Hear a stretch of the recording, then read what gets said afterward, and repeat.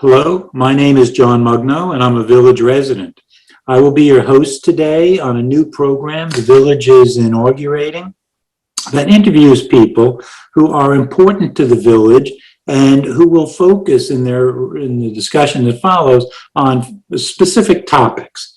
Our guest today is Michal Nowak, who wears three hats for the village. He is the Superintendent of Public Works, the village engineer, and most importantly for today's discussion, a certified arborist. So Michal, welcome, and turn it over to you. Well, I really appreciate the opportunity to be here and to speak with you. I appreciate the opportunity to explain who I am and answer any questions that you may have. Good. Well, Michal, let's start off then with a couple of questions about yourself, really. How long have you worked for the village? I've been with the village since July of 2005. And you started out as the village engineer, or? I started out as the junior civil engineer, and from there I worked my way up to assistant civil engineer, then towards acting village engineer, and finally to superintendent of public works and village engineer. Right, and I know that along the way you picked up the ISA certification as an arborist. You're really a professional certification for arborist. What was involved in your receiving that certification? In 2009, I did obtain my ISA accreditation as a certified arborist, and that was a multi-year approach for me. I started off with Cornell Cooperative Extension of Westchester with the Tree Steward Program. It was an introductory level of certification, at which point I was able to get experience in the tree field and arboricultural field. And then I moved on through some mentoring of some of those individuals at Cornell to Cornell Cooperative of Millbrook and through Cornell University, and I took a 4-month program with them, and that was basically 4 years of college work lumped into 4 months. Everything from tree biology, physiology, engineering of trees, interaction, diseases, and after those a few months, I sat for my ISA test, which was approximately 120 questions, and luckily I passed and obtained my certification in 2009. Excellent. I'm sure the village finds such knowledge very helpful when it's selecting trees for the village's own property. Yes, it does help. It does help to have an understanding of what you're planting, where, and what you're doing. Right. Now, I noticed also that Rye Brook has a designation as a Tree City USA. How did we come to get that? The Arbor Day Association instills the Tree City USA honor on municipalities that meet a number of criteria. We have been Tree City USA for 25 years as of this year, so that's a nice distinction. What that entails is municipalities must have a tree board. Municipalities must have an ordinance in place for the maintenance of trees and the handling of trees. You must have a budget in effect for that as well. Things that come into play are, do you have a certified arborist on staff? Do you have regulations that require replanting? Do you have a board that is active in the village and maintaining the greenery and the crown of the trees in the village? Those are all parts that you have to recertify every year to Arbor Day Foundation, and they recertify you each year as a Tree City USA. Certainly is a beautifying effort too. I mean, not only is it good for nature and clean air, but it beautifies the village. Yes, as part of that, there is a component for replanting, and we try to replant anywhere from 12 to 36 trees a year or more if possible. So there is a planting requirement as part of that. So that leads me into my next question, which is it's basically, you must be very familiar with what are the soil conditions throughout the village? Are they very varied, or is there any commonalities to the basically where we are on the earth? The soils in the village range from a sandy, loamy soil to a heavy clay soil. We do have noticeable amount of wetlands in the village with hydric soils that hold a lot of water and moisture. It varies depending on what parts of the village you are in. If you look at the Rye Brook Club on Anderson Hill Road, that area has some dry soils. That area has some hydric soils that are wetland, naturally wet and soaking wet. If you go into Country Ridge area, the Hillendale area, you might find properties that are high in clay. And then if you go throughout other parts of the village, like the Winding Wood area, Meadowlark area, you might find soils that are totally organic and are well drained. So there's a variety of soils throughout the village. And I assume that the difference in the soils leads to a difference in what trees you would plant where. It does come into play. We do not do a soil sample as we would like to because of the limited amount of manpower and time that we have. But we take into account, are the soils hydric? Are they wet? Are they more on the dry side? Are they on a main road that gets hit hard with salt during the year? So we try to take those factors into account, and we try to get a tree that could survive in that type of an environment, either more wet or more dry. So given all that, what do we have a lot of diversity among the tree species in the village, or are we concentrated in a particular types of tree here? We have a pretty nice diversity in the village.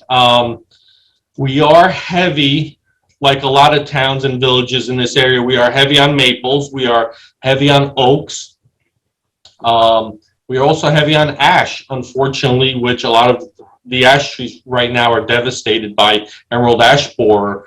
But within that, we have a diversity, and within any of those categories, like any of your maples, we might have 5 or 7 of the sub-varieties, like a sugar maple, hedge maple, a moor maple, red maple. Of the oaks, we have once again, half a dozen or more of the subspecies. We have a white oak, a red oak, a bur oak. So as you see, an oak all of a sudden could equal 3 to 5 or 3 to 10 different subspecies of oaks. When we plant back in the village, we try to bring back quite a bit of diversity. We've gotten away from planting just your maple trees and your purple plum trees or your pear trees, and we've actually introduced quite a number of trees to where I gotta say over the last probably 8 years, we probably introduced almost 2-3 dozen different species back into the village. Could you give us some examples of what those species are? Sure, we've introduced hackberry and tupelo. We've introduced a ginkgo species. We've introduced hickories back into the village. We've introduced a bald cypress, which is a beautiful tree. That's just a few. And if you think of trees, as you mentioned, the cypress is a beautiful tree. If you think of our most attractive trees, where are they located in general? Can you point, if people wanted to see this cypress tree, where is it? You could go onto Country Ridge Drive from Fairlawn Parkway, make the right onto Country Ridge, and go just past Holly, and it's on your left-hand side. It is a tree that we planted about 12 years ago, I'm going to say. and it started off as being about a 5-foot tree in a 25-gallon pot. And I just looked at it yesterday. It just literally has exploded over the years. It's about 25 feet tall now, and it's about 15 feet wide. And it was pretty nice because yesterday I ran into a lady who was pushing a stroller, and she had her iPhone out and she's trying to do this onto the tree because she had an app on the phone, and she was trying to see what it is. Yeah. So I stopped and I started talking with her, and she was explaining, oh, I can't get it to work. I can't get it to work. I love this tree. I don't know what it is. And we started to talk about it, and I explained to her exactly what I'm explaining here. And she was like, oh my God, I love this tree. It's amazing. So it's nice to see someone out there looking at a tree that you planted years ago, and to see the tree flourishing and someone acknowledging that. Yeah, she was probably using that app. I think it's called Plant Identifier or something like that. Yeah, I didn't ask which app. I know there are a number of apps out there that do this, and I would encourage anybody who is interested in seeing the species or the varieties to download it and try it. I haven't downloaded it, so I don't have it on my phone. I want to download it and see how it works. But it is nice if you drive around and see the different trees and see what's here. It'll open up your eyes. Is there any particular app you recommend? I have not been looking at the apps because through my training, I have memorized about 80 trees or 90 trees. So if I don't know them, then shame on me.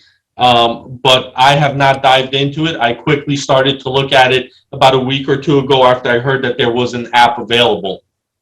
Right. They're not getting apps for everything. And the trees and plants are on this app. I actually have it on my phone. I'll let you know what it is. Okay.